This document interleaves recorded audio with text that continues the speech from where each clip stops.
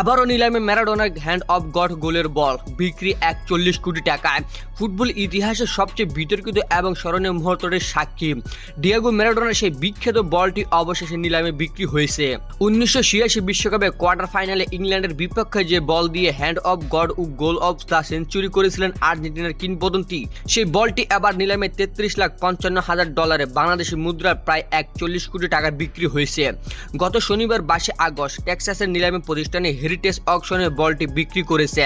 Mexico সিটির আজতাকে স্টেডিয়ামে সেই ম্যাচের ব্যবহৃত এডিডাস আতস্কা মডেলের এই বলটির দাম $1 কোটি পর্যন্ত উঠতে পারে বলে আশা করেছিল আয়োজক প্রতিষ্ঠানটি, যদিও শেষ পর্যন্ত প্রত্যাশার অর্ধেকেরও কম দামে বিক্রি হলো। 1986 বিশ্বকাপের কোয়ার্টার ফাইনালে ইংল্যান্ডের বিপক্ষে আর্জেন্টিনার 2-1 গোলের জয় ম্যারাডোনার করা দুটি গোলই অমর হয়ে আছে ফুটবল ইতিহাসে। 51 মিনিটে গোলরক্ষক পিটার শিলটনের সঙ্গে লড়াই ওঠে বা হাত দিয়ে বল জালে জড়িয়েছিলেন তিনি, যা পরে হ্যান্ড অফ গড নামে পরিচিত পায়।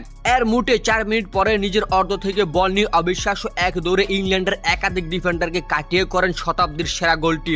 দীর্ঘ 36 বছর পর সেই ম্যাচটি তিউনিসিয়ান রেফারি আলী বিন নাসারের কাছে সংরক্ষিত ছিল ঐতিহাসিক এই বলটি। এরপর 2022 সালে তিনি এটি প্রথম নিলামে তোলেন। তখন গারহাম বার্ড অকশনে বলটি $23,70,000 বিক্রি হয়েছিল। 2023 সালে আবার নিলামে তোলা হলো, সংরক্ষিত মূল্য না ওঠায় বিক্রি হয়নি। এবার হেরিটেজ অকশনের মাধ্যমে এটি নতুন ঠিকানায় গেল।